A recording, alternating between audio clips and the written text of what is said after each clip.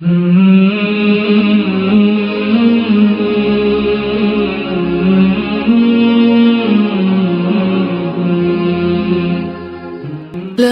الہ الا اللہ محمد رسول اللہ.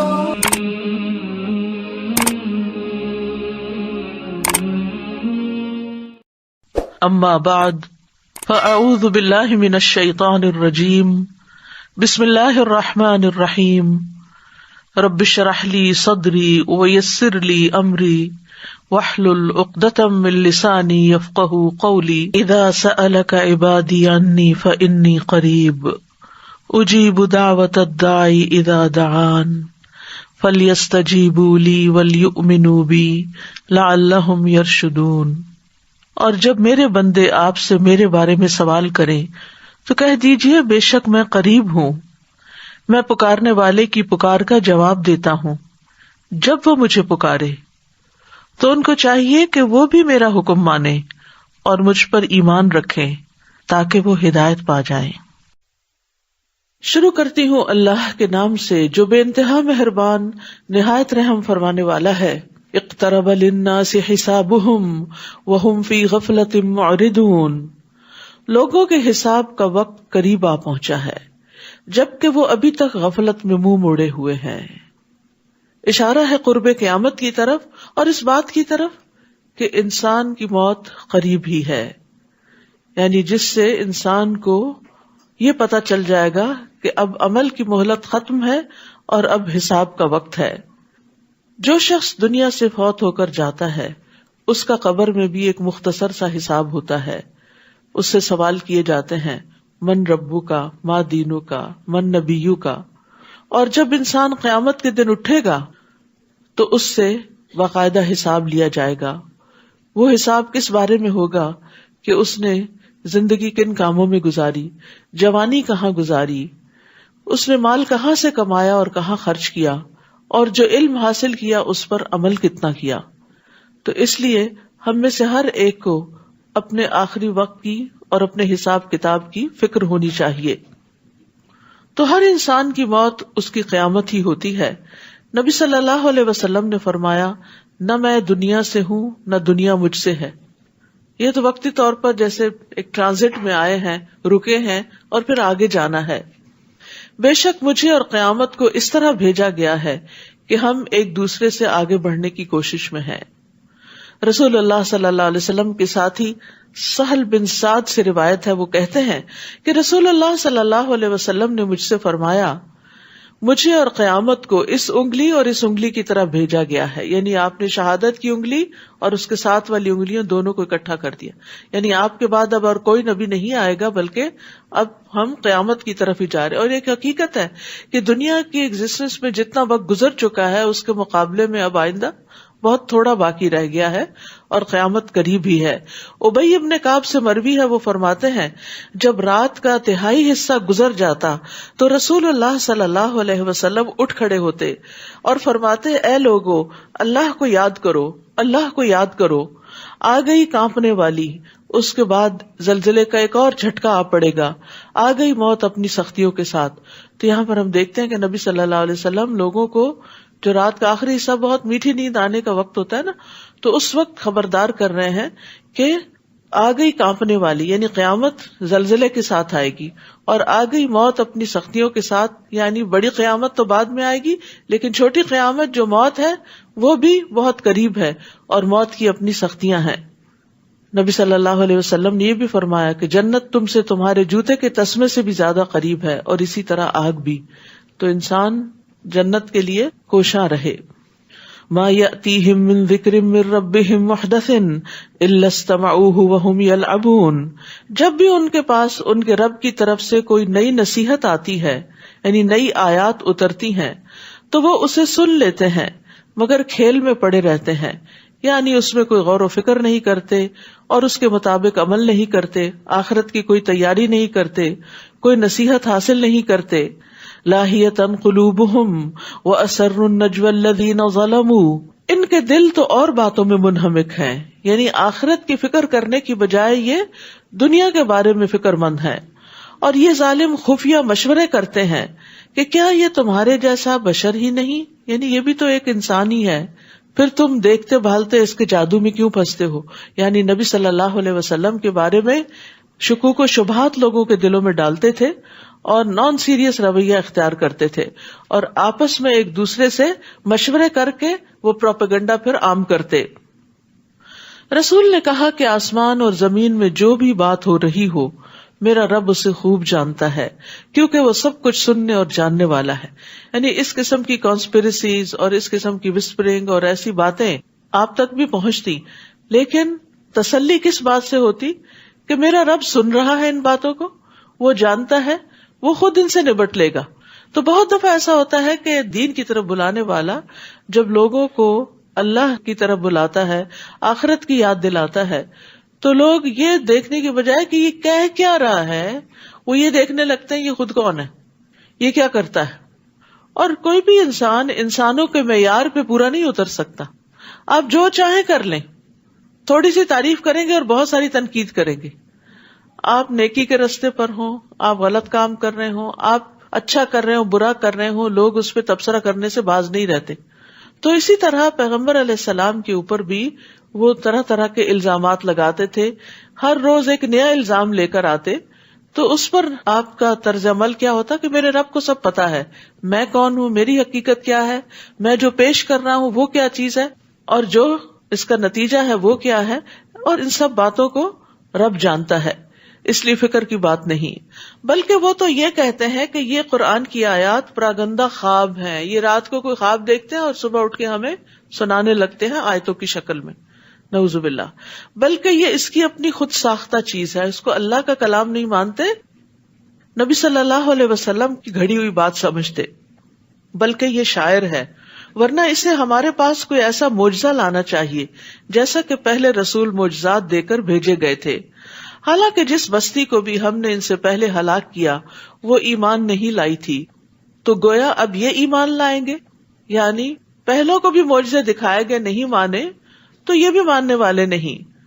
اور اے نبی، آپ سے پہلے ہم نے جتنے بھی رسول بھیجے وہ سب مرد ہی تھے جن کی طرف ہم وحی کرتے تھے، لہٰذا اگر تم لوگ یہ بات نہیں جانتے تو اہل الذکر، اہل کتاب سے پوچھ لو۔ یہ بڑا اہم ایک اصول دیا گیا، فاسألوا اہل الذکر ان کنتم لا تعلمون، کہ جو بات انسان کو نہ معلوم ہو وہ علم والوں سے پوچھ لیا کرے۔ یعنی پوچھنے میں، جاننے میں اس کو کوئی حیا نہیں ہونی چاہیے، کوئی جھجک نہیں ہونی چاہیے، خیر کی بات کا انسان کو حریص ہونا چاہیے، اور جس چیز میں بھی شبہ ہو، شک ہو، عمل کے اعتبار سے کوئی کنفیوژن ہو کسی چیز کے کرنے کے اعتبار سے، تو انسان کو تکبر نہیں کرنا چاہیے، حیا نہیں کرنی چاہیے، اور جس کو صحیح بات معلوم ہو اس سے وہ بات معلوم کر لینی چاہیے۔ فاسألوا اہل الذکر ان کنتم لا تعلمون۔ اور یہاں پر رسول اللہ صلی اللہ علیہ وسلم کی رسالت کے بارے میں کہا گیا ہے کہ اگر تمہیں آپ کی رسالت کے بارے میں کوئی شک ہے تو رسول کی نشانیاں کیا ہوتی ہیں یہ جاننے والوں سے پوچھ لو تاکہ تمہارا یہ شک دور ہو جائے۔ ہم نے ان رسولوں کے جسم ایسے نہیں بنائے تھے جو کھانا نہ کھاتے ہوں، اور وہ ہمیشہ رہنے والے بھی نہ تھے۔ پھر ہم نے ان رسولوں سے جو وعدہ کیا تھا اسے پورا کر دیا، ہم نے انہیں بھی بچا لیا اور جس کو ہم نے چاہا اسے بھی، اور حد سے آگے بڑھنے والوں کو ہلاک کر دیا۔ لوگوں، بلا شبہ یقیناً ہم نے تمہاری طرف ایسی کتاب نازل کی ہے جس میں تمہارا ہی ذکر ہے، کیا تم سمجھتے نہیں؟ یعنی یہ قرآن جو ہے یہ تمہاری ہی بات کرتا ہے، اس میں تمہارے متعلق گفتگو ہے، اس میں تمہارے اچھے اور برے اخلاق کا ذکر ہے، اس میں تمہارے اچھے اعمال کا ذکر ہے۔ اگر تم اس کو مضبوطی سے تھام لوگے اور جو کچھ اس میں ہے اس پر پوری طرح عمل پیرا ہو جاؤ گے تو اس میں تمہارا ہی شرف اور عزت ہے۔ ذکرکم کا مطلب شرف اور عزت۔ اور ایک معنی یہ بھی کیا گیا ہے کہ اس میں تمہارے ان دینی معاملات کا ذکر ہے جن کی تمہیں ضرورت ہوتی ہے، اور اس میں ایسی چیزیں ہیں جن پر عمل کرنے میں تمہاری زندگی ہے اور تمہاری کامیابی ہے۔ تو اللہ کی کتاب بعض لوگوں کے لیے عزت اور بلندی کا سبب بنتی ہے اور بعض لوگوں کے لیے ذلت کا سبب۔ عامر بن واصلہ سے روایت ہے کہ نافع بن عبد الحارث عمر رضی اللہ عنہ سے عصفان کے مقام پر ملے، اور عمر رضی اللہ عنہ نے انہیں مکہ کا عامل مقرر کیا ہوا تھا. تو حضرت عمر نے پوچھا کہ تم یہاں جو آئے ہو تو مکہ والوں پر کس کو عامل یا گورنر بنا کر آئے ہو؟ تو نافع نے کہا ابن ابزہ کو. انہوں نے کہا کہ ابن ابزہ کون ہے؟ کہنے لگے ہمارے آزاد کردہ غلاموں میں سے ایک غلام ہے، یعنی غلام ہے اور اب اتنے بڑے مرتبے تک پہنچ گیا. عمر نے کہا تم نے ایک آزاد کردہ غلام کو اپنا جانشین بنا ڈالا؟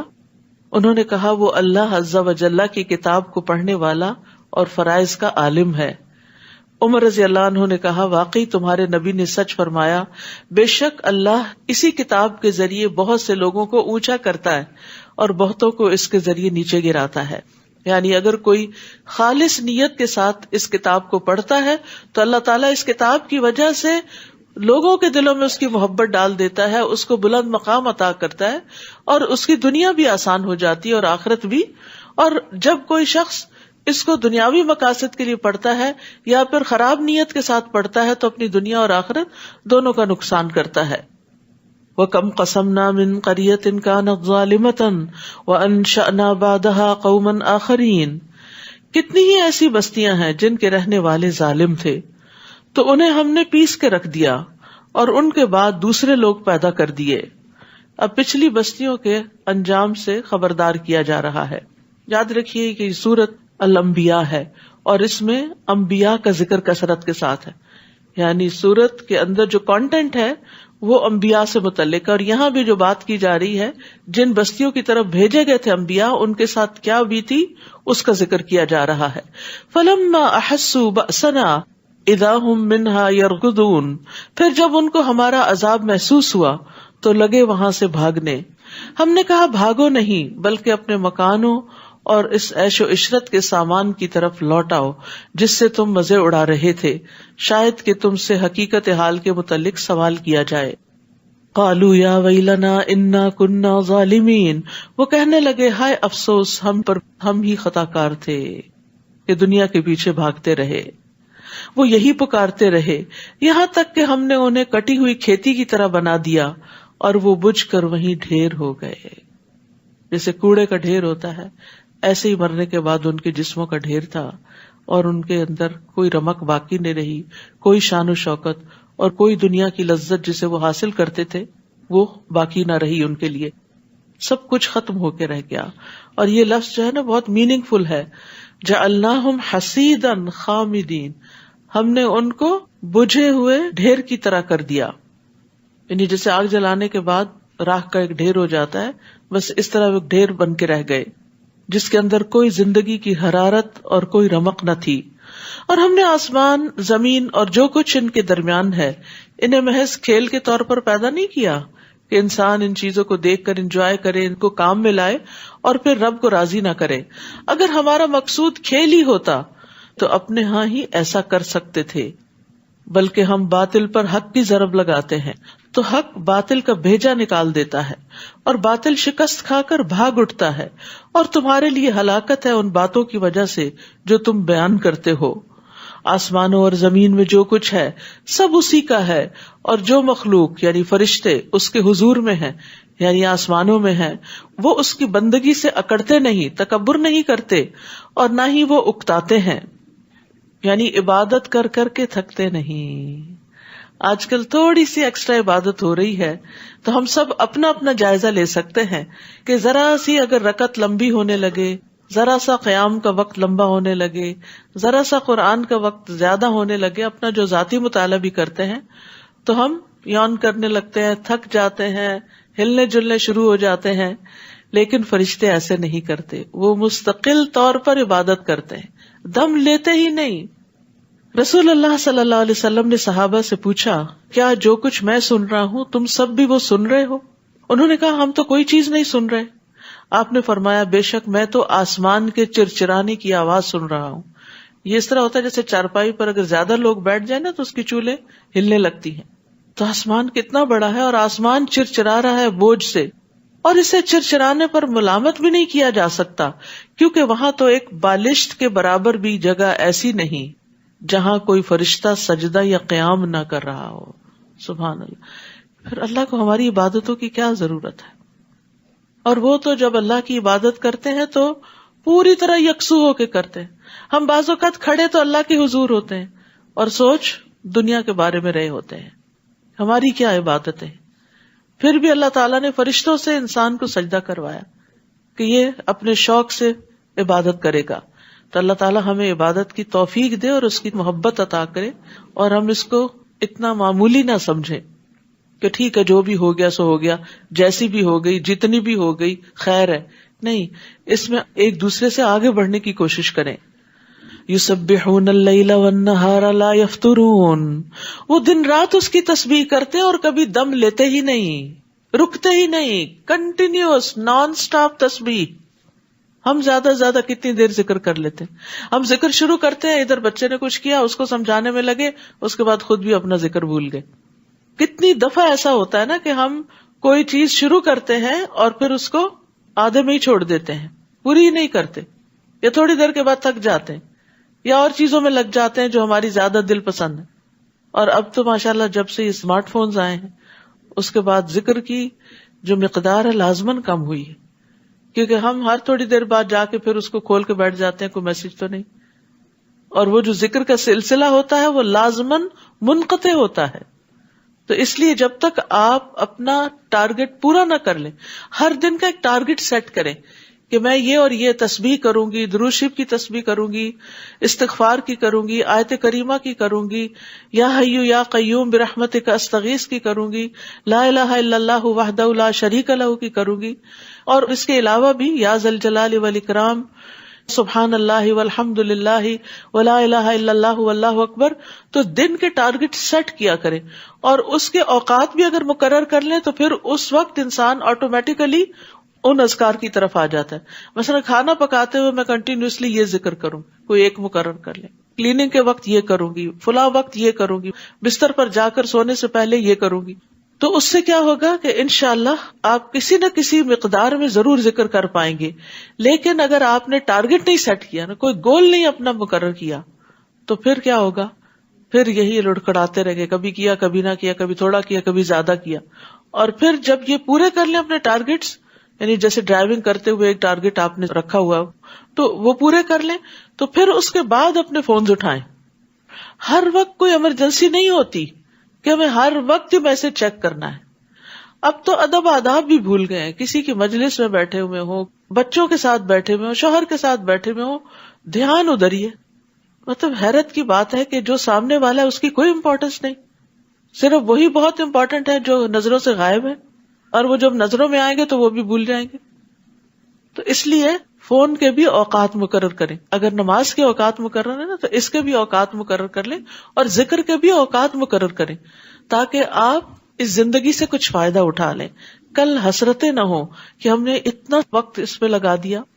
بچوں کے لیے تو ہم اسکرین ٹائم فکس کرتے ہیں تو اپنے آپ کو اس سے آزاد محسوس کرتے ہیں. کیا انہوں نے زمین میں ایسے الہ بنا رکھے ہیں جو انہیں عذاب الہی سے مر جانے کے بعد زندہ اٹھا کھڑا کریں گے؟ اگر زمین و آسمان میں اللہ کے سوا کوئی اور بھی الہ ہوتے تو زمین و آسمان کا نظام درہم برہم ہو جاتا. لہٰذا جو کچھ یہ لوگ بیان کرتے ہیں ان سے اللہ پاک ہے جو عرش کا مالک ہے. فسبحان اللہ رب العرش عما یصفون لا یسأل عما یفعل وهم یسألون. وہ جو کچھ کرتا ہے اس سے کوئی باز پرس نہیں کر سکتا، البتہ ان سے ضرور باز پرس ہوگی. یعنی اللہ تعالیٰ اپنی مخلوق کے بارے میں جو فیصلہ کرتا ہے مخلوق اس سے پوچھ نہیں سکتی کہ یا رب تو نے ہماری یہ تقدیر کیوں مقرر کی. اور اللہ اس مخلوق سے ان کے عمل کے بارے میں ضرور پوچھے گا، کیونکہ ساری مخلوق اللہ کی ملکیت ہے، اللہ کی غلام ہے. کیا انہوں نے اللہ کے علاوہ دوسرے الہ بنا رکھے ہیں؟ آپ ان سے کہیے اس پر اپنی کوئی دلیل تو لاؤ. یہ ذکر یعنی قرآن ان لوگوں کے لیے نصیحت ہے جو میرے ساتھ ہیں، یعنی نبی صلی اللہ علیہ وسلم کے، اور یہ ذکر تورات اور انجیل وغیرہ ان لوگوں کے لیے بھی جو مجھ سے پہلے تھے. یعنی اللہ نے پہلے لوگوں کے لیے بھی ذکر بھیجا اور محمد صلی اللہ علیہ وسلم کی امت کے لیے بھی، مگر ان میں سے اکثر لوگ حق بات کو نہیں جانتے، لہٰذا وہ اس سے منہ پھیر لیتے ہیں. اور آپ سے پہلے ہم نے جو بھی رسول بھیجا اس کی طرف یہی وحی کرتے رہے کہ میرے سوا کوئی الہ نہیں، لہٰذا صرف میری ہی عبادت کرو. مشرکین کہتے ہیں کہ رحمان کی اولاد ہے. اللہ ایسی باتوں سے پاک ہے، بلکہ وہ تو اس کے معزز بندے ہیں، غلام ہیں، یعنی ساری مخلوق اللہ کی تابعدار ہے. وہ اس کے حضور بڑھ کر نہیں بولتے، بس اسی کے حکم پر عمل کرتے ہیں. اللہ ان بندوں کے سامنے کے ظاہری احوال کو بھی جانتا ہے اور پوشیدہ احوال کو بھی، اور وہ صرف اسی کے حق میں سفارش کر سکیں گے جس کے لیے اللہ راضی ہو، اور وہ ہمیشہ اس کے خوف سے ڈرتے رہتے ہیں. اور ان میں سے جو شخص یہ کہے کہ اللہ کے علاوہ بھی الہ ہوں، اسے ہم جہنم کی سزا دیں گے، اور ہم ظالموں کو ایسی ہی سزا دیتے ہیں. استغفر اللہ. اولم یر الذین کفروا ان السماوات والارض کانتا رتقا ففتقناہما وجعلنا من الماء کل شیء حی افلا یؤمنون. کیا ان کافروں نے اس بات پر غور نہیں کیا؟ کیا انہوں نے دیکھا نہیں؟ اولم یرا، انہوں نے اب دیکھ نہیں لیا کیا کہ آسمان اور زمین آپس میں گڈمٹ تھے، ایک تھے. ففتقناہما، پھر ہم نے ان کو الگ الگ کیا. اور اب سائنس کا بھی نظریہ کیا ہے؟ بگ بینگ کے ذریعے وہ بڑا گولا جو ہے وہ مختلف حصوں میں پھٹ گیا. پھر ہم نے انہیں الگ الگ کیا اور ہر جاندار چیز کو پانی سے زندگی بخشی. یہ باتیں ایسی ہیں کہ جو نبی صلی اللہ علیہ وسلم کے زمانے میں ڈسکور نہیں ہوئی تھی، لیکن وحی کے ذریعے آپ کو بتائی گئی. پھر بھی یہ لوگ اللہ تعالیٰ کی خلاقی پر ایمان نہیں لاتے. اور جہاں تک ہر جاندار چیز کو پانی سے پیدا کیا گیا، اس کے بارے میں ایک حدیث میں آتا ہے، ابو ہریرہ کہتے ہیں کہ ایک مرتبہ وہ نبی صلی اللہ علیہ وسلم کے پاس آئے اور کہا، یا رسول اللہ صلی اللہ علیہ وسلم، جب میں آپ کو دیکھتا ہوں تو میرا دل ٹھنڈا ہو جاتا ہے اور آنکھوں کو قرار آ جاتا ہے، بس آپ مجھے ہر چیز کی اصل بتائیے. تو آپ نے فرمایا، ہر چیز پانی سے پیدا کی گئی ہے. ہر چیز ابتدا میں پانی تھی اور پھر ٹھوس مائع گیس میں وہ تقسیم ہو گئی. اور ہم نے زمین میں پہاڑ بنائے تاکہ وہ انہیں لے کر ہچکولے نہ کھائے، یعنی زمین کو سٹیبل کرنے کے لیے پہاڑوں کا وزن رکھ دیا گیا. نیز اس میں کشادہ راہیں بنا دی تاکہ لوگ راستہ معلوم کر سکیں. اگر یہ نیچرل ہائی ویز نہ ہوتی تو لوگ ایک علاقے سے دوسرے علاقے تک جانے میں بہت مشقت پاتے. اور آسمان کو ایک محفوظ چھت بنا دیا. پھر بھی یہ لوگ اللہ کی نشانیوں کی طرف توجہ نہیں کرتے. تو یاد رکھیے، اللہ کی نشانیوں کی طرف توجہ کرنا، غور و فکر کرنا، یہ بھی عبادت ہے، اور یہ بھی ہمارے لیے لازم ہے. جس طرح قرآن کی آیات کو پڑھنا ضروری ہے، اسی طرح کائنات کی آیات کو اسٹڈی کرنا بھی ضروری ہے، اور ان علوم کو حاصل کرنا بھی ضروری ہے جس سے یہ کام آسان ہو. اور ایسے علوم کو عبادت کی نیت سے حاصل کرنا چاہیے تاکہ وہ مشکل کام آسان ہو جائے اور انسان یہ نہ سوچے کہ میرا وقت ضائع ہو رہا ہے. ورنہ بہت سے بچے جب قرآن حفظ کر کے دین کا علم حاصل کر کے یونیورسٹی جاتے ہیں تو اتنا مزہ نہیں آتا، ذرا ٹف لائف ہوتی ہے، تو وہ کہتے ہیں ہمارا وقت ضائع ہو رہا ہے، ہمارا دل نہیں لگ رہا. تو ان کو یہی نصیحت کریں کہ یہ علوم پڑھنا بھی اس نیت کے ساتھ کہ اللہ تعالیٰ کی تخلیق کے بارے میں ہمیں گہرائی عطا کرتے ہیں، یہ بھی سراسر عبادت ہے. وہی تو ہے جس نے رات اور دن اور سورج اور چاند کو پیدا کیا. یہ سب سیارے اپنے اپنے مدار میں تیر رہے ہیں. اے نبی، آپ سے پہلے بھی ہم نے کسی انسان کے لیے دائمی زندگی تو نہیں رکھی، ہمیشہ کے لیے تو کوئی بھی اس دنیا میں نہیں آیا. اگر آپ مر جائیں تو کیا یہ ہمیشہ زندہ رہیں گے؟ تو یاد رکھیے، انبیاء کو بھی دنیا سے جانا ہوتا ہے، وہ بھی فوت ہوتے ہیں. رسول اللہ صلی اللہ علیہ وسلم نے فرمایا، جبریل میرے پاس آئے اور کہا، اے محمد صلی اللہ علیہ وسلم، جیسے چاہو زندگی گزارو، بالآخر مرنا تو ہے. جس کو چاہو اپنا محبوب بنا لو، یقیناً تجھے بالآخر اس سے جدا تو ہونا ہے. یعنی اس دنیا میں انسان جیسی چاہے زندگی بسر کرے لیکن مرنا تو ہے ہی. جتنا چاہے دنیا کا سامان اکٹھا کر لے، آرائشوں اور آسائشوں کے سامان اور زینت کے سامان اکٹھے کر لے دنیا میں، اور جس چیز کی چاہے محبت اختیار کر لے، لیکن ایک دن یہ سب کچھ چھوڑ کے جانا ہے. یاد رکھیے، جس انسان کے پاس جتنا زیادہ ہوتا ہے نا، اس کو اتنی ہی تکلیف زیادہ ہوتی ہے اس دنیا کو چھوڑنے کی.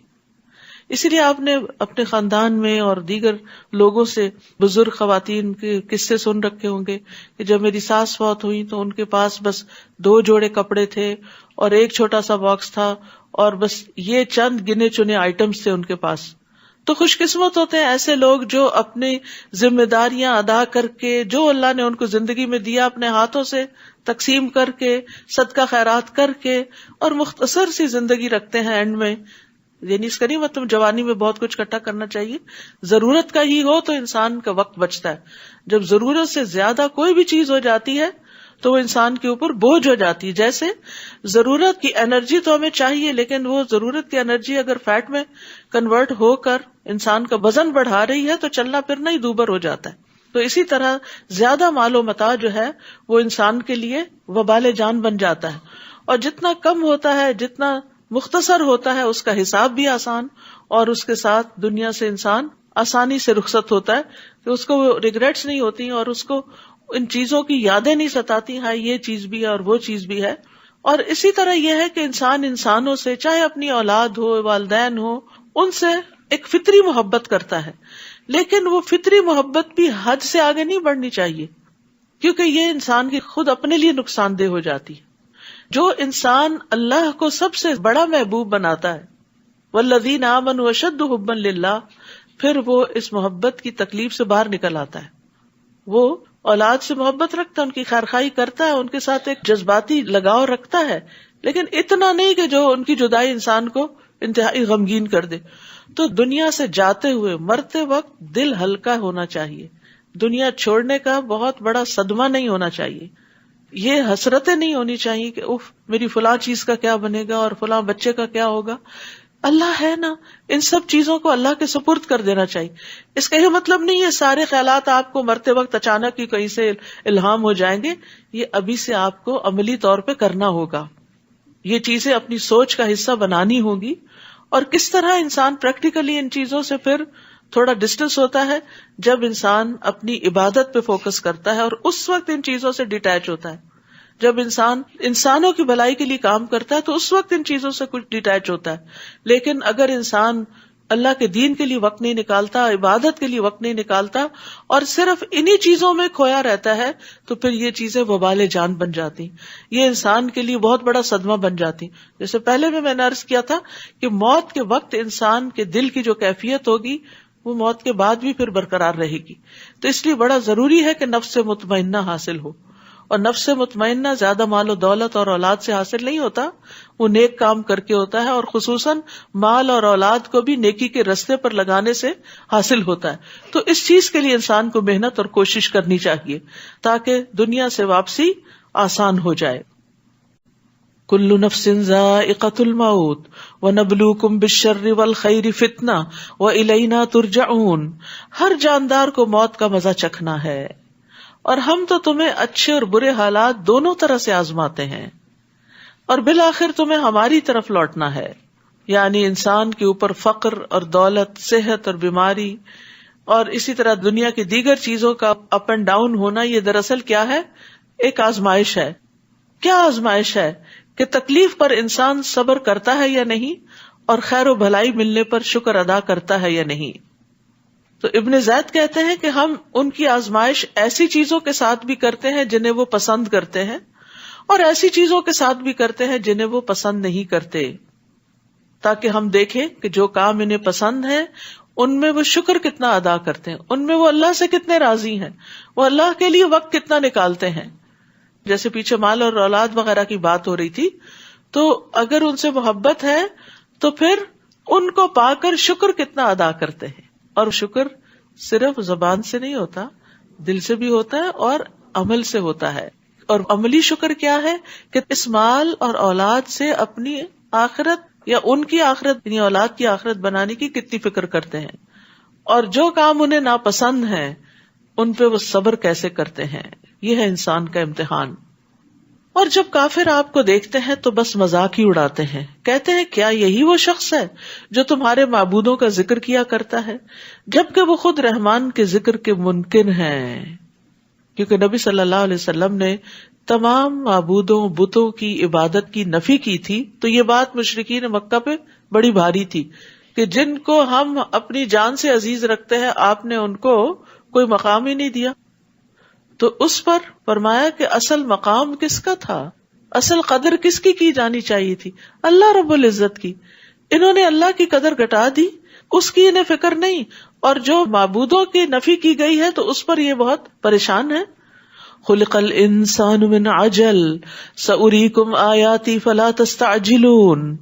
انسان جلد باز مخلوق ہے، اسی لیے انگزائٹی ہوتی.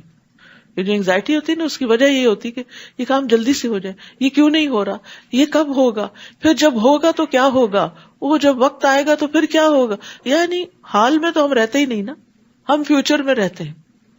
دیکھیے آج جو حال ہے نا، یہ کبھی فیوچر تھا نا.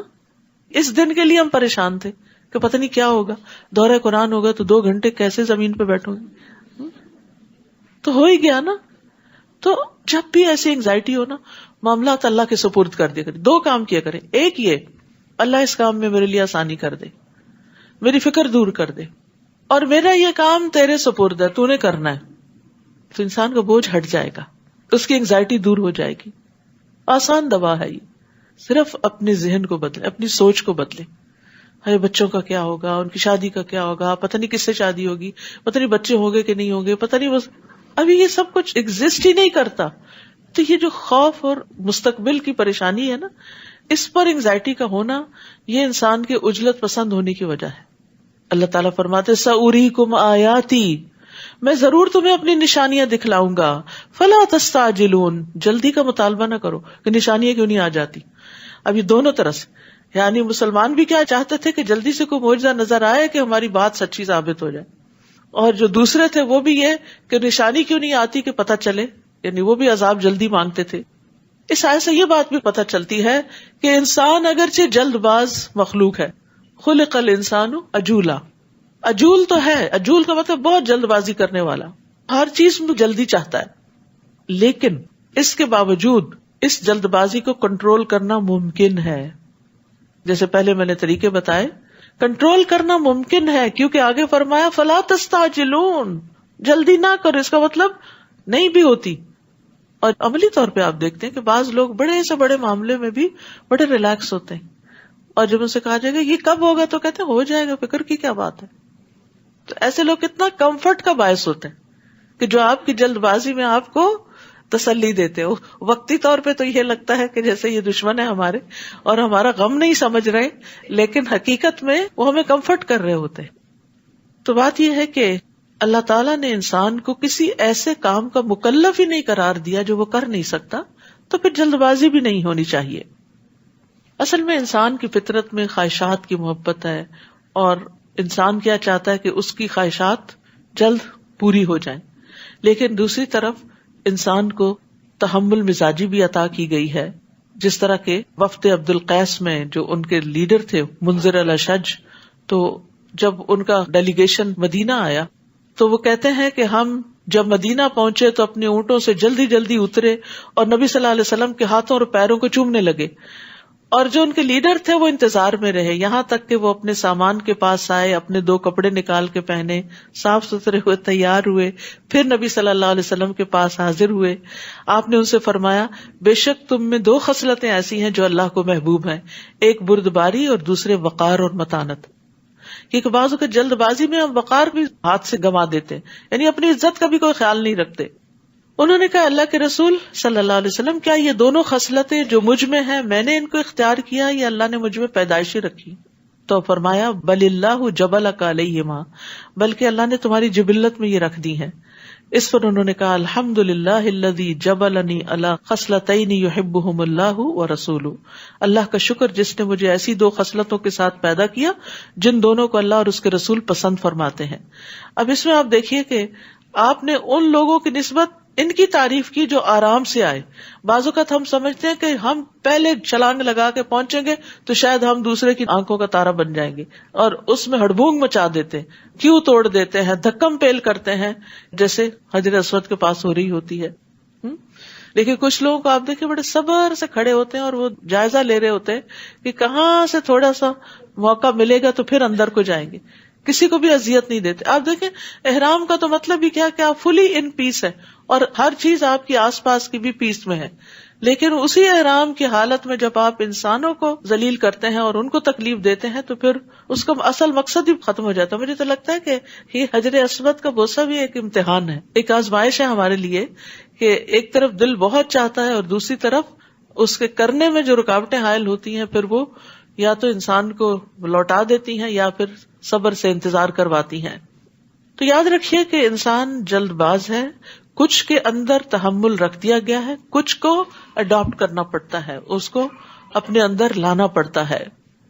نیز وہ مسلمانوں سے کہتے ہیں اگر تم سچے ہو تو وعدہ عذاب کب پورا ہوگا؟ کاش یہ کافر لوگ اس وقت کا علم رکھتے جب وہ آگ سے نہ تو اپنے چہروں کو بچا سکیں گے اور نہ اپنی پشتوں کو، اور نہ ہی انہیں کہیں سے مدد مل سکے گی. اب دیکھیں کہ جیسے توے کے اوپر پراٹھا ہوتا ہے نا، تو جب آپ ہاتھ سے اٹھاتے ہیں، چمٹے سے نہیں اٹھائیں، تو لمحوں کا جو انٹریکشن ہوتا ہے نا، وہ کتنا تکلیف دہ ہوتا ہے. لمحوں کا. اس وقت سوچا کریں کیا مجھ میں اتنی سکت ہے کہ میں اس آگ پر کھڑی ہو جاؤں، اس توے پہ اپنے پاؤں رکھ دوں؟ استغفر اللہ. سوچ بھی نہیں سکتے. تو پھر میں کیوں نہ ان کاموں کو چھوڑ دوں جن پر میرا رب ناراض ہے، جو اس کو پسند نہیں. کہیں ایسا نہ ہو کہ میں اپنے آپ کو جسٹیفائی کر کے غلط کام کرتی رہوں کہ سب ٹھیک ہے، اور وہ اللہ کی نظر میں ٹھیک نہ ہو اور اس پر پکڑ ہو جائے. کیونکہ جن چیزوں کو انسان غلط سمجھتا ہے ان پر تو توبہ معافی بھی کرتا ہے، اور جن چیزوں کو انسان جسٹیفائی کر لیتا ہے ان پہ تو استغفار بھی نہیں کرتا. کاش یہ کافر لوگ اس وقت کا علم رکھتے جب وہ آگ سے نہ تو اپنے چہروں کو بچا سکیں گے اور نہ اپنی پشتوں کو، اور نہ ہی انہیں کہیں سے مدد مل سکے گی، بلکہ وہ عذاب یکدم ان پر آ پہنچے گا جو ان کے احسان خطا کر دے گا. یہ حیران پریشان رہ جائیں گے تو نہ یہ اسے دفع کر سکیں گے اور نہ ہی انہیں کچھ مہلت ملے گی. اے نبی، آپ سے پہلے رسولوں کا بھی مذاق اڑایا جا چکا ہے، مگر ان کا مذاق اڑانے والے اسی چیز میں خود گر گئے جس کا وہ مذاق اڑاتے تھے. آپ ان سے پوچھئے کون ہے جو رات اور دن میں رحمان کے عذاب سے تمہاری حفاظت کرتا ہے، بلکہ یہ لوگ تو اپنے رب کے ذکر تک سے منہ موڑے ہوئے ہیں. یہاں رات کا ذکر پہلے کیا گیا کیونکہ دن کے آغاز میں پہلے رات ہی اور پھر اس سے دن نکلا ہے، اور یہاں خاص طور پر اس لیے کہ رات خوف اور ڈر کا وقت ہوتا ہے، اور اندھیرے میں انسان بعض اوقات تکلیف اٹھا جاتے ہیں. کیا ان کے کچھ ایسے الہ ہیں جو ہمارے مقابلے میں ان کو بچا سکیں؟ تو وہ خود بھی اپنی مدد نہیں کر سکتے اور نہ انہیں ہماری تائید حاصل ہے. بلکہ اصل بات یہ ہے کہ ہم نے انہیں اور ان کے آباء و اجداد کو طویل مدت تک سامان زیست سے فائدہ پہنچایا. کیا یہ دیکھتے نہیں کہ ہم ان کی زمین کو مختلف سمتوں سے گھٹاتے چلے آ رہے ہیں؟ پھر کیا یہی غالب رہیں گے؟ تو بات یہ ہے کہ خوشحالی کا لمبا عرصہ، سکون اور اطمینان کا بعض اوقات انسان کو دھوکے میں ڈال دیتا ہے. انسان سمجھتا ہے سب اچھا ہی ہے، کوئی تکلیف نہیں آئی، لمبی عمر ہے، صحت والی عمر ہے، تو انسان اس دھوکے میں پڑ جاتا ہے کہ یہ کبھی نعمت زائل نہیں ہوگی، اور وہ اللہ کی اطاعت کی طرف رغبت نہیں کرتے. اتنے میں یکا یک کوئی بیماری آ جاتی. تو دو طرح کے لوگ ہوتے، ایک تو یہ کہ وہ انتہائی مایوس ہو جاتے، انتہائی اکھڑ. پچھلے دنوں کسی نے ذکر کیا کہ میرے ہسبینڈ جو ہے ہماری 40 یا 50 سال کی رفاقت ہے اور انتہائی بہترین شوہر ثابت ہوئے، اور انہوں نے کبھی بھی کوئی غلط کام نہیں کیا بظاہر، لیکن اچانک ان کا کینسر ڈائگنوز ہوا ہے اور بالکل الٹ گئے. یعنی اس قدر اریٹیٹڈ، ایجیٹیٹڈ، اور کسی چیز پہ راضی نہیں، اور ایکسپٹ ہی نہیں کر رہے کہ میرے ساتھ یہ ہو کیوں گیا. تو وہ سارا کچھ بدل کے رہ گیا. تو بعض اوقات ایسا ہوتا ہے کہ خوشحالی یا آرام اور صحت کی حالت میں انسان اچھا ہوتا ہے، لیکن جو ہی تکلیف آتی ہے تو اس سے صبر کا دامن چھوٹ جاتا ہے. تو انسان ہمیشہ یاد رکھے ہر نعمت کو اور ہر سہولت کو یہ سمجھ کے کہ یہ شاید آخری دن ہو، شاید آخری وقت ہو، اس کو اللہ کی اطاعت میں صرف کرے. آپ ان سے کہیے میں تو وحی کے ذریعے ہی تمہیں ڈراتا ہوں، مگر جنہیں ڈرایا جائے وہ بہرے ہوں تو وہ پکار کو نہیں سنتے، اور اگر انہیں تیرے رب کے عذاب کی ایک لپٹ بھی چھو جائے تو وہ فوراً بول اٹھے افسوس ہم پر، یقیناً ہم ہی ظالم تھے. اور ہم روز قیامت انصاف کے ترازو رکھیں گے اور کسی کی کچھ بھی حق تلفی نہ ہوگی، اور اگر کسی کا رائے کے دانے برابر بھی عمل ہوگا تو وہ بھی سامنے لائیں گے، اور حساب کرنے کو ہم کافی ہیں. تو یاد رکھیے جن نیکیوں کو ہم معمولی سمجھتے ہیں، بہت آسان سمجھتے ہیں، ان کا بھی وزن ہوگا. رسول اللہ صلی اللہ علیہ وسلم نے فرمایا 5 چیزیں کیا ہی خوب ہیں اور میزان عمل میں کتنی بھاری ہیں، لا الہ الا اللہ، اللہ اکبر، سبحان اللہ، الحمدللہ، اور وہ نیک اولاد جو فوت ہو جائے اور اس کے ماں باپ اس پر اجر کی نیت سے صبر کریں. یعنی بعض اوقات انسان اپنی اولاد کی بڑی اچھی تربیت کرتا ہے، بڑا قابل بناتا ہے اس کو، لیکن انسان جو بڑھاپے میں پہنچتا ہے بچہ فوت ہو جاتا ہے، جوانی میں فوت ہو جاتا ہے، تو انسان کہتا ہے میرے جانے کے دن تھے، بچہ چلا گیا، میرے لیے کون دعائیں کرے گا اور میرے لیے کون صدقہ جاریہ ہوگا. تو یہاں یہ بتایا گیا کہ اگر اولاد پہلے بھی چلی جاتی ہے اور آپ اس پر صبر کرتے ہیں تو یہ بھی بہت بڑے اجر کا باعث ہے. اللہ تعالیٰ کسی بھی حال میں انسان کو محروم نہیں رکھتا. پھر اسی طرح یہ ہے کہ ہر چیز میزان میں تولی جائے گی. نبی صلی اللہ علیہ وسلم نے فرمایا جس شخص نے اللہ پر ایمان کے ساتھ اور اس کے وعدہ ثواب کو جانتے ہوئے اللہ کے راستے میں گھوڑا وقف کیا تو اس گھوڑے کا جی بھر کے کھانا پینا، اس کا پیشاب، اس کی لید، سب قیامت کے دن اس کی ترازو میں ہوگا. یعنی آپ اللہ کے راہ میں اگر کوئی چیز دیتے ہیں تو اس چیز کا بھی وزن ہوگا. یعنی گھوڑا جو کچھ کھاتا ہے وہ کھانے کا بھی وزن ہے، جو نکالتا ہے اس کا بھی وزن ہے، اور خود اس گھوڑے کا بھی وزن ہے.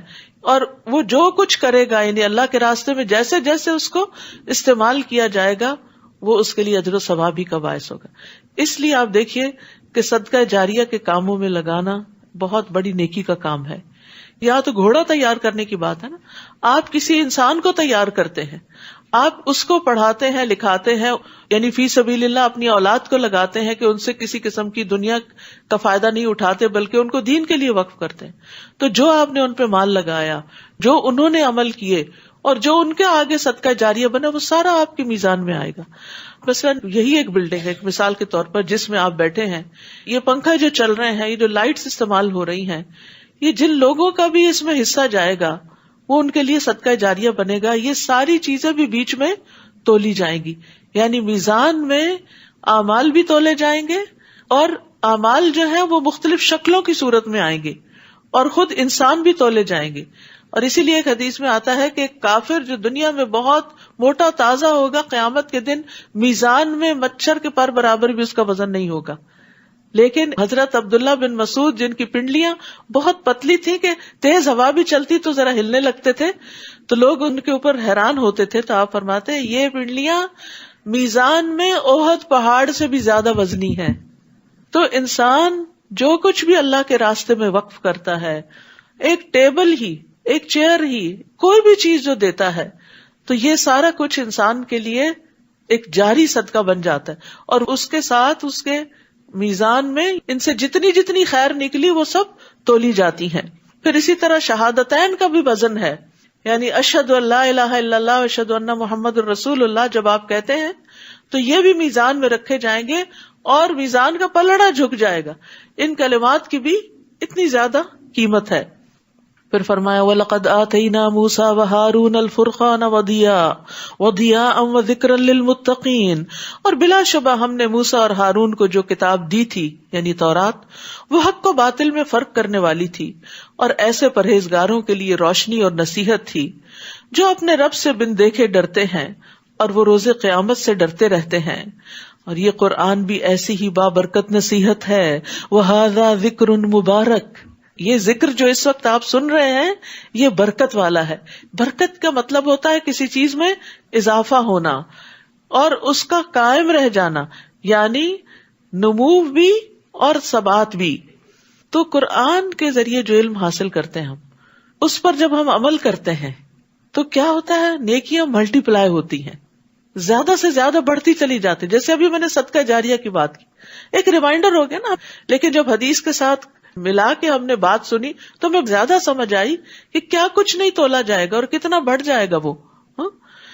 تو اس میں آپ دیکھیے کہ یہ سب باتیں کہاں سے پتہ چلتی ہیں، یہ قرآن سے پتہ چلتی اور قرآن کی وضاحت جو نبی صلی اللہ علیہ وسلم نے کی اس سے پتہ چلتی. تو ایسی مجالس بھی بابرکت، ایسا کلام بھی بابرکت، اس کا ذکر بھی بابرکت. اور پھر ان نیکیوں کی وجہ سے انسان کے اپنے اندر تبدیلی آتی، یعنی صدقہ صرف دوسرے کو فائدہ نہیں دیتا، اس کا ریوارڈ آپ کو دنیا میں بھی ملتا ہے. آپ کے اندر کی تنگی اور سینے کی گھٹن دور ہوتی ہے. اور پھر اس کے ساتھ ساتھ یہ کہ اس سے جو خیر آگے پھیلتی، اس خیر میں بھی آپ کا حصہ ہوتا ہے. مثلاً آپ نے کسی ڈاکٹر بننے والے بچے کی فیس پے کر دی، ہو سکتا ہے کل کسی وقت آپ بیمار ہو اور وہی آپ کے علاج پہ کھڑا ہو، اور ایسے کئی واقعات سنے بھی گئے ہیں. آپ نے کسی حفظ کرنے والے بچے کو تیار کر دیا تو ہو سکتا ہے کہ کل جب آپ مر جائیں تو وہی آپ کا جنازہ پڑھانے والا ہو. یعنی یو نیور نو کہ آپ کی نیکی دنیا میں بھی کس طرح واپس آپ ہی کے کام آنے والی ہے. وَلَقَدْ آتَيْنَا إِبْرَاهِيمَ رُشْدَهُ مِن قَبْلُ وَكُنَّا بِهِ عَالِمِينَ. اور اس سے بھی پہلے ہم نے ابراہیم کو ہوش مندی بخشی تھی، سمجھ بوجھ دی تھی، اور ہم اس کے حال سے خوب واقف تھے جب اس نے اپنے باپ اور اپنی قوم سے کہا تھا کہ یہ مورتیاں کیا ہیں جن کے آگے تم بندگی کے لیے بیٹھے رہتے ہو. وہ کہنے لگے ہم نے اپنے آباء و اجداد کو ان کی عبادت کرتے ہی پایا ہے. آپ دیکھ رہے ہیں ہمیشہ جہاں بتوں کی عبادت کی دلیل پوچھی جاتی تو ایک ہی ہوتی ہے ہر قوم میں. وہ کیا ہے؟ ہمیں نہیں پتا، ہمارے باپ دادا یہ کرتے تھے، ہم ان کی عزت کرتے ہیں اس لیے ان کی ٹریڈیشن کو لے کے چل رہے ہیں، حالانکہ یہ تو کوئی دلیل نہیں. حضرت ابراہیم نے کہا پھر تو تم بھی اور تمہارے آباء و اجداد بھی کھلی گمراہی میں پڑے ہوئے ہو. وہ کہنے لگے کیا تو ہمارے پاس کوئی سچی بات لایا ہے یا ویسے ہی دل لگی کر رہا ہے؟ اس نے جواب دیا دل لگی نہیں بلکہ سچی بات یہی ہے کہ تمہارا رب وہی ہے جو آسمانوں اور زمین کا مالک ہے، جس نے انہیں پیدا کیا، اور میں اس بات پر گواہی دیتا ہوں، اور اللہ کی قسم میں تمہارے چلے جانے کے بعد تمہارے بتوں سے ضرور 2 ہاتھ کروں گا. چنانچہ بڑے بت کو چھوڑ کر باقی سب بتوں کو ابراہیم نے ٹکڑے ٹکڑے کر دیا تاکہ وہ اس بڑے بت کی طرف رجوع کریں. وہ کہنے لگے ہمارے معبودوں کا یہ حال کس نے کر دیا؟ بلا شبہ وہ بڑا ظالم ہے. بعض لوگ کہنے لگے ہم نے ایک نوجوان کو ان بتوں کا ذکر کرتے سنا تھا جس کا نام ابراہیم ہے. وہ کہنے لگے پھر اسے لوگوں کے سامنے لاؤ تاکہ وہ دیکھ لے کہ ہم اس سے کیا کرتے ہیں. جب ابراہیم آ گئے تو انہوں نے پوچھا ابراہیم ہمارے معبودوں سے یہ کارستانی تم نے کی ہے؟ ابراہیم نے جواب دیا نہیں بلکہ ان کے بڑے بت نے ہی کچھ کیا ہوگا تاکہ وہ سوچے، لہٰذا ان ٹوٹے ہوئے بتوں سے ہی پوچھ لو اگر بولتے ہوں. پھر انہوں نے اپنے دل میں سوچا تو کہنے لگے ظالم تو تم خود ہو، غلطی تو ہماری ہی ہے، یہ بت تو کچھ نہیں سنتے کرتے بولتے. پھر لاجواب ہو کر شرم کے مارے سر نگوں ہو گئے، یعنی تھوڑی دیر کے لیے روشنی ہوئی، اور کہنے لگے یہ تو تمہیں معلوم ہی ہے کہ یہ بت بولتے نہیں. اپنی عاجزی کا بھی اعتراف کیا، اپنی غلطی کا ایک طرح سے. اس پر ابراہیم نے کہا پھر کیا تم ایسی چیزوں کی عبادت کرتے ہو جو نہ تمہیں کچھ فائدہ دے سکیں اور نہ نقصان پہنچا سکیں؟ اُفٍّ لَكُمْ وَلِمَا تَعْبُدُونَ مِن دُونِ اللَّهِ أَفَلَا تَعْقِلُونَ. تف ہے تم پر اور ان پر بھی جنہیں تم اللہ کے سوا پوچھتے ہو، کیا تم ذرا بھی نہیں سوچتے؟ وہ بولے اگر تمہیں کچھ کرنا ہے تو ابراہیم کو جلا ڈالو اور اس طرح اپنے معبودوں کی امداد کرو. انہوں نے تو اتنی بڑی چال چلی، قُلْنَا يَا نَارُ كُونِي بَرْدًا وَسَلَامًا عَلَىٰ إِبْرَاهِيمَ. ہم نے آگ کو حکم دیا اے آگ تو ابراہیم پر ٹھنڈی اور سلامتی والی بن جا. سبحان اللہ، کس طرح لوگ چالے چلتے ہیں اور کس طرح اللہ سبحانہ تعالیٰ ان کی چالوں کا توڑ کرتے ہیں، کیونکہ آگ بھی تو اللہ کے کنٹرول میں ہے نا. اگر وہ جلاتی ہے تو اللہ کے اذن سے جلاتی ہے، اور اگر وہ ٹھنڈی ہوتی ہے تو بھی اللہ کا حکم ہو تو ٹھنڈی ہو جاتی. اور یہاں پر بردن بھی کہا اور سلامن بھی کہا. روایت میں آتا ہے کہ اگر اللہ سبحانہ تعالیٰ سلامن نہ کہتے تو آگ کی ٹھنڈک ابراہیم علیہ السلام کی تپش سے بھی زیادہ سخت ہوتی، فریز ہو جاتی. اور اگر اللہ ابراہیم نہ کہتے تو قیامت تک کے لیے آگ ٹھنڈی ہو جاتی. تو اس لیے یہ بہت میننگ فل جملہ ہے. اور ابراہیم علیہ السلام کی آگ تو سارے جانوروں نے بھی بجھانے کی کوشش کی تھی سوائے چھپکلی کے. وہ تو چاہتے تھے کہ ابراہیم کو دکھ پہنچائیں مگر ہم نے انہیں ہی نقصان میں ڈال دیا. سبحان اللہ، کس طرح وہ اپنا سا منہ لے کے رہ گئے ہوں گے، ایک دوسرے سے نظریں بھی کیسے ملاتے ہوں گے. اتنا بڑا معجزہ ان کے سامنے ہو گیا لیکن نہ ماننے والے پھر بھی نہ مانے. اور ہم ابراہیم اور لوط کو ان سے بچا کر اس سرزمین یعنی شام کی طرف لے گئے جس میں ہم نے اہل عالم کے لیے برکتیں رکھی ہیں.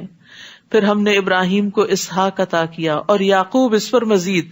آپ نے صرف بیٹا مانگا تھا، اللہ نے بیٹے کے ساتھ پوتے کی بھی خوشخبری دی اور وہ بھی عطا کر دیا. ان میں سے ہر ایک کو ہم نے صالح بنایا تھا. ابراہیم علیہ السلام نے دعا کی تھی نا، رب ہب لی من الصالحین، تو اللہ تعالیٰ نے پوری دعا سنی، صرف بیٹا نہیں دیا بلکہ صالح بیٹا عطا کیا. تو اللہ کے خزانے وسیع ہیں، آپ جتنا چاہیں مانگتے چلے جائیں. ہمارے مانگنے میں کمی ہوتی ہے، ہماری زبانیں گنگ ہو جاتی ہیں، تھوڑی دیر کے بعد الفاظ ہی ختم ہو جاتے ہیں اور کیا مانگے. لیکن اللہ کو دینے میں کچھ مشکل نہیں. نیز ہم نے انہیں پیشوا بنا دیا جو ہمارے حکم سے لوگوں کی رہنمائی کرتے تھے اور ہم نے ان کی طرف نیک اعمال کرنے، نماز قائم کرنے اور زکوٰۃ ادا کرنے کی وحی کی، اور وہ سب ہمارے عبادت گزار تھے۔ اور لوط کو ہم نے حکمت اور علم عطا کیا اور اس بستی سے نجات دی جس کے رہنے والے گندے کام کرتے تھے، بلا شبہ وہ بہت برے اور نافرمان لوگ تھے۔ اور لوط کو ہم نے اپنی رحمت میں داخل کر لیا کیونکہ وہ بڑے صالح بندے تھے۔ اور نوح کو بھی ہم نے اپنی رحمت میں داخل کیا، جبکہ ان سب سے پہلے انہوں نے ہمیں پکارا۔ اب دیکھیے، پہلے موسیٰ علیہ السلام کا ذکر، اس کے بعد بیکورڈز ابراہیم علیہ السلام، پھر ابراہیم علیہ السلام کے پیچھے نوح علیہ السلام کا ذکر ہے۔ جبکہ ان سب سے پہلے انہوں نے ہمیں پکارا تو ہم نے ان کی دعا قبول کر لی اور انہیں اور ان کے گھر والوں کو شدید بے چینی سے نجات دی۔ فَنَجَّيْنَاهُ وَأَهْلَهُ مِنَ الْكَرْبِ الْعَظِيمِ، اور ان لوگوں کے خلاف ان کی مدد کی جنہوں نے ہماری آیات کو جھٹلایا تھا، وہ لوگ بھی بہت برے تھے، لہٰذا ہم نے ان سب کو غرق کر دیا۔ اور داؤد اور سلیمان کو بھی یہی نعمت دی تھی جب وہ ایک کھیتی کے بارے میں فیصلہ کر رہے تھے جسے کچھ لوگوں کی بکریاں اجاڑ گئی تھیں، اور جب وہ فیصلہ کر رہے تھے تو ہم انہیں دیکھ رہے تھے۔ اس وقت ہم نے سلیمان کو صحیح فیصلہ سمجھا دیا، حالانکہ وہ بیٹے تھے، چھوٹے تھے، جبکہ ہم نے قوت فیصلہ اور علم دونوں کو عطا کیا تھا۔ اور داؤد کے ساتھ ہم نے پہاڑوں اور پرندوں کو مسخر کر دیا کہ وہ ان کے ہمراہ تسبیح کیا کریں، اور یہ تسخیر ہم ہی کرنے والے تھے۔ اصل میں ہوا یہ کہ دو لوگوں کے درمیان ایک جھگڑا ہو گیا، ایک شخص بکریاں چراتا تھا اور دوسرا فارمر تھا، کھیت اگاتا تھا، تو بکریوں نے اس کا کھیت تباہ کر دیا۔ مقدمہ داؤد علیہ السلام کے پاس آیا جو وقت کے بادشاہ بھی تھے اور نبی بھی تھے اور ان کے درمیان فیصلے بھی کرتے تھے۔ آپ نے فیصلہ دیا کہ بکریاں کھیت کے مالک کو دے دی جائیں اور اس طرح اس کا نقصان پورا ہو جائے گا۔ سلیمان علیہ السلام نے اختلاف کیا، انہوں نے کہا نہیں، صرف اس وقت تک بکریاں کھیت کے مالک کے پاس رہیں جب تک کہ بکریوں والا اس کھیت کو دوبارہ تیار نہ کر دے، تو اس طرح دونوں پر ظلم نہیں ہوگا۔ اس وقت تک اگر وہ کھیت سے فائدہ نہیں اٹھا پا رہا کھیت کا مالک، تو بکریوں سے فائدہ اٹھا لے گا، اور بکریوں والا جو ہے وہ کھیت تیار کر کے اپنی بکریاں واپس لے لے گا۔ تو یہ ہے کہ بعض اوقات بچے یا جوان یا ہم سے عمر میں چھوٹے یا تجربے میں چھوٹے زیادہ بہتر بات بھی کر سکتے، اس لیے ہمیشہ دوسرے کی بات کو غور سے سننا چاہیے اور انصاف کے ساتھ فیصلہ کرنا چاہیے جس میں سب کا بھلا ہو۔ اس میں بڑے چھوٹے کی بات نہیں، کبھی اللہ تعالیٰ کوئی بات کسی کو زیادہ بہتر طور پر سجھا دیتا ہے۔ اور اس سے یہ بات بھی اخذ کی گئی ہے کہ قاضی کو اس کی کوشش کا اجر ملتا ہے۔ حسن بصری کہتے ہیں اللہ تعالیٰ نے سلیمان علیہ السلام کی تعریف کی ہے اور داؤد علیہ السلام پر ملامت نہیں کی۔ فیصلہ ان کا بھی ٹھیک تھا اپنی جگہ، لیکن سلیمان علیہ السلام کا زیادہ درست تھا۔ تو عمرو بن عاص کہتے ہیں انہوں نے نبی صلی اللہ علیہ وسلم کو یہ فرماتے ہوئے سنا، جب حاکم یعنی قاضی اپنے اجتہاد سے کوئی فیصلہ کرے پھر وہ فیصلہ صحیح ہو تو اسے دگنا ثواب ملتا ہے، اور اگر فیصلہ کرتے وقت اجتہاد کرے اور غلط کر جائے تو اسے صرف ایک اجر ملتا ہے، یعنی دونوں صورتوں میں اجر ملتا ہے۔ اللہ تعالیٰ کسی کی بھی محنت ضائع نہیں کرتا۔ ہاں، سزا اس صورت میں ملتی ہے جب انسان بغیر توجہ دیے محنت کیے ایسے بس جو دل میں آئے کسی کو کہہ دے، تو وہ نہیں ہونا چاہیے۔ اور ہم نے داؤد کو تمہارے فائدے کے لیے زرہ بنانے کی صنعت سکھلا دی تھی تاکہ تمہیں لڑائی کی زد سے بچائے، پھر کیا تم شکر گزار بنتے ہو؟ تو جو نعمتیں اللہ تعالیٰ نے سلیمان اور داؤد علیہ السلام کو دی تھی انہوں نے ان کو کیسے استعمال کیا؟ یعنی قرآن میں جتنے بھی پیغمبروں کا ذکر ہے ان میں سب سے زیادہ نعمتوں کے اعتبار سے جو پیغمبر ہیں وہ داؤد علیہ السلام اور سلیمان علیہ السلام ہیں۔ ایکسٹرا آرڈنری قسم کی ان کو سہولتیں اور نعمتیں دی گئی تھی، لیکن انہوں نے کیا کیا؟ نعمتوں کو اللہ کی اطاعت میں استعمال کیا، اور یہی شکر ہے۔ نیز ہم نے سلیمان کے لیے تیز و تند ہوا کو مسخر کر دیا تھا۔ آج آپ دیکھیں ٹورنیڈوز جو آتے ہیں کس قدر تباہی مچاتے ہیں، کوئی قوت ان کو روک نہیں سکتی۔ یہ ہوائیں ان کے لیے مسخر تھیں، اور جو اس کے حکم سے اس سرزمین کی طرف چلتی تھی جس میں ہم نے برکت رکھی ہے، فلسطین، اور ہم ہر چیز کو خوب جانتے ہیں۔ شیطانوں کو بھی اس کے تابع بنا دیا تھا، جو اس کے لیے سمندر میں موتی اور جواہرات نکالنے کے لیے غوطہ لگاتے، سمندر سے چیزیں نکال کے لاتے تھے جنات، اور اس کے علاوہ اور بھی کئی کام کرتے تھے، اور ہم ہی ان سب کے محافظ تھے، یعنی جن اصل میں ہمارے کنٹرول میں تھے۔ اور یہی نعمت ہم نے ایوب کو بھی دی تھی جب انہوں نے اپنے رب کو پکارا، مجھے بیماری لگ گئی ہے اور تو سب رحم کرنے والوں سے بڑھ کر رحم کرنے والا ہے. ہر بیمار کو یہ دعا پڑھنی چاہیے. انی مسنی الضر وانت ارحم الراحمین فاستجبنا لہ. چنانچہ ہم نے اس کی دعا قبول کر لی اور جو بیماری انہیں لگی تھی اسے دور کر دیا. 18 سال ایوب علیہ السلام بیمار ہے. اب دیکھیے، ایک طرف داؤد اور سلیمان علیہ السلام ہے جنہیں نعمتوں سے آزمایا جا رہا ہے، اور دوسری طرف ایوب علیہ السلام ہے جو اتنی شدید بیماری سے آزمائے جا رہے ہیں. تو یہ اللہ کا فیصلہ ہوتا ہے، اور اللہ تعالیٰ ہر ایک کی کیپیسٹی دیکھتا ہے کہ کس کو کس طریقے سے آزمایا جائے. اور انہیں ہم نے صرف اس کے اہل و عیال ہی نہ دیے، یعنی صبر کا نتیجہ یا بدلہ کتنا میٹھا تھا پھر، بلکہ ان کے ساتھ اتنے ہی اور بھی دیے. اور یہ ہماری طرف سے خاص رحمت تھی، اور اس میں بھی عبادت گزاروں کے لیے ایک سبق تھا. یعنی ایوب علیہ السلام کی آزمائش میں ایک بہت بڑا سبق ہے، تاکہ کوئی بھی آزمائش میں جب مبتلا ہو نیک سے نیک انسان تو وہ یہ نہ سمجھے کہ شاید میں نے کوئی گناہ کیا ہے، یا ہمیں کسی اور کے بارے میں بھی ججمنٹل نہیں ہونا چاہیے. بعض اوقات ہم دیکھتے ہیں نا کہ کوئی بہت دیندار انسان ہوتا ہے لیکن اللہ تعالیٰ اس کے اوپر کوئی امتحان ڈال دیتا ہے، کسی بھی قسم کا ہو سکتا ہے. تو پہلا خیال شیطان کیا ڈالتا ہے دل میں؟ کچھ کیا ہوگا نا کہ پکڑ آ گئی، پتہ نہیں کیا کیا تھا چھپ کے جو پکڑ آئی. کچھ نہیں کہہ سکتے. عبادت گزاروں کے لیے سبق ہے اس میں کہ عبادت کے باوجود بھی امتحان آ سکتا ہے، بیماری آ سکتی ہے، مصیبت آ سکتی ہے، اولاد میں کوئی تکلیف اور پریشانی آ سکتی ہے. تو وہ ایوب علیہ السلام کے صبر کرنے سے تسلی پکڑیں جو اللہ نے ان کی تقدیر میں لکھی ہوئی تھی، اور پھر وہ ویسا ہی کیا جیسا اللہ نے چاہا. اور پھر عبادت گزاروں پر جب کوئی تکلیف آئے تو وہ سوچے کہ ایوب علیہ السلام تو انتہائی عبادت گزار اللہ کے نبی تھے، اگر ان پہ تکلیف آ گئی تو ہم پہ بھی آ سکتی ہے. یہ اللہ تعالیٰ کی ضروری نہیں کہ ناراضگی ہو. اور ایک اور روایت میں آتا ہے، اللہ جس کے ساتھ بھلائی کا ارادہ کرتا ہے اس کو مصیبت میں مبتلا کر دیتا ہے. تو چھوٹی مصیبت بڑی مصیبت اللہ کی طرف راغب ہونے کا ذریعہ بنتی ہے، گناہوں کی معافی کا ذریعہ بنتی ہے، صاف پاک ہونے کا ذریعہ بنتی ہے. تو اس لیے تکلیف کو اپنے حق میں کوئی بھی برا نہ سمجھے، اس پہ واویلا نہ کرے، اللہ سے ناراض نہ ہو، اس کو اللہ کی ناراضگی کا ذریعہ ہی نہ سمجھے بلکہ پاک ہونے کا ذریعہ سمجھے. اور یہ اللہ کی محبت کی علامت بھی ہوتی ہے.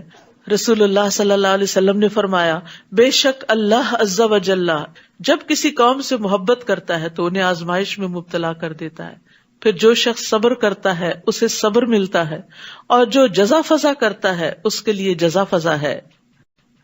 اور اسماعیل اور ادریس اور ذوالکفل کو بھی ہم نے نعمت عطا کی، اور یہ سب بڑے صابر لوگ تھے، اور ان سب کو ہم نے اپنی رحمت میں داخل کیا. بلا شبہ یہ صالح بندے تھے. یعنی ایوب علیہ السلام کے بعد اسماعیل، ادریس اور ذوالکفل علیہ السلام کی بھی خاص خوبی کیا بتائی گئی؟ کون سی نعمت ان کو دی تھی؟ صبر کی نعمت. ان سب کو ہم نے اپنی رحمت میں داخل کیا، بلا شبہ یہ صالح بندے تھے. اور ذنون مچھلی والے یونس کو بھی ہم نے اپنی رحمت میں داخل کیا. جب وہ غصے سے بھرے ہوئے بستی چھوڑ کر چلے گئے، انہیں یہ گمان تھا کہ ہم ان پر گرفت نہ کر سکیں گے، پھر انہوں نے اندھیروں میں پکارا. اللہ اکبر. مچھلی کے پیٹ کا اندھیرا، سمندر کی تہہ میں جا کے بیٹھ گئی، وہاں کا اندھیرا، رات کا اندھیرا، بادلوں کا اندھیرا، اندھیرے پر اندھیرا. تو انہوں نے وہاں اپنے رب کو پکارا، اتنی مشکل جگہ پر. کیا پکارا؟ لا الہ الا انت سبحانک انی کنت من الظالمین. تیرے سوا کوئی الہ نہیں، آپ پاک ہے، میں ہی قصوروار تھا. نبی صلی اللہ علیہ وسلم نے فرمایا، ذنون یعنی یونس علیہ السلام کی دعا جب وہ مچھلی کے پیٹ میں تھے، یعنی لا الہ الا انت سبحانک، جب بھی کوئی مسلمان کسی معاملے میں ان الفاظ کے ساتھ اپنے رب سے دعا کرے وہ دعا اس کے لیے ضرور قبول ہوگی. یہ مسند احمد کی روایت ہے. یعنی جب آپ دعا مانگنے لگے تو کیا کریں؟ اللہ کی تسبیح تو بیان کرتے ہی ہے نا، سبحان اللہ پڑھتے ہیں، پھر دروشی پڑھتے ہیں، پھر دعا کرتے ہیں، تو اس موقع پر آپ لا الہ الا انت سبحانک بھی پڑھ لیا کریں. اور اسی طرح یہاں جو آیت میں آیا ہے فاستجبنا لہ ونجیناہ من الغم وکذالک ننجی المؤمنین، تب ہم نے ان کی دعا کو قبول کر لیا اور انہیں اس غم سے نجات دی. یعنی وہاں وہ تکلیف میں تو تھے ہی، غم زیادہ تھا کہ اللہ تعالیٰ ناراض ہو گیا ہے اور یہ مصیبت آ گئی ہے، یہ اندھیرے آ گئے ہیں، فرمایا اور ہم اسی طرح ایمان رکھنے والوں کو نجات دیا کرتے ہیں. یعنی اگر کوئی بھی مومن کسی مصیبت میں پھنس جائے تو اس دعا کو یاد کر لے, اس کو کثرت سے پڑھے, تو اللہ سبحانہ تعالیٰ اس کا غم بھی دور کر دیں گے. یہ اللہ کا وعدہ ہے, کر کے دیکھیں. وزکریا, اور زکریا کو بھی جب انہوں نے اپنے رب کو پکارا, یہاں سارے پیغمبروں کی دعاؤں کا ذکر اکٹھا کر دیا گیا. اور یہ ہمیں کیوں بتایا گیا؟ تاکہ مختلف مواقع کی مناسبت سے ہم بھی دعائیں کرتے رہیں اور ان دعاؤں کے ذریعے اللہ سے دعا مانگیں. انہوں نے اپنے رب کو پکارا, اے میرے رب مجھے تنہا نہ چھوڑنا, اور بہترین وارث تو آپ ہی ہیں. ان کی بھی ہم نے دعا قبول کر لی اور انہیں یحییٰ عطا کیا اور ان کی بیوی کو اولاد کے قابل بنا دیا. انہم کانوا یسارعون فی الخیرات, یہ سب لوگ بھلائی کے کاموں کی طرف لپکتے تھے. یعنی ان کی دعائیں کیوں قبول کی؟ کیونکہ یہ نیک لوگ تھے. فلیؤمنوا بی, اگر ہم چاہتے ہیں کہ اللہ تعالیٰ ہماری دعائیں قبول کرے تو ہمیں بھی اس پر اپنا ایمان مضبوط کرنا چاہیے اور اس کی پکار پہ لبیک کہنا چاہیے. اور ہمیں شوق اور خوف سے پکارتے تھے. شوق سے دعا مانگے, شوق سے, اور خوف ڈرے بھی کہ پتہ نہیں ہم نے کون سے گناہ کیے ہیں, پتہ نہیں دعا قبول ہوتی ہے یا نہیں ہوتی. یہ سب ہمارے آگے جھک جانے والے تھے. وَكَانُوا لَنَا خَاشِعِينَ, خشوع سے ہمبل ہو کے دعا مانگے, غافل ہو کے نہیں. اور اس عورت کو بھی جنہوں نے اپنی عصمت کی حفاظت کی, اشارہ ہے مریم علیہ السلام کی طرف, پھر ہم نے اپنی روح سے اس کے اندر پھونکا اور انہیں اور ان کے بیٹے کو تمام جہان والوں کے لیے ایک نشانی بنا دیا. یہ انبیاء کی جماعت ہی تمہاری امت ہے جو ایک ہی امت ہے, اور میں تمہارا رب ہوں, لہٰذا میری ہی عبادت کرو. اور لوگوں نے اپنے دین کے معاملے کو آپس میں ٹکڑے ٹکڑے کر ڈالا, مگر ہر ایک کو ہماری ہی طرف لوٹ کر آنا ہے. پھر جو شخص نیک عمل کرے اور وہ مومن ہو تو اس کی کوشش کی ناقدری نہیں ہوگی. کتنی بڑی خوشخبری ہے یہ, جو مومن ہو اور نیک عمل کرے تو اس کی کوشش کی ناقدری نہیں ہوگی, اور ہم اس کے ہر عمل کو لکھتے جا رہے ہیں.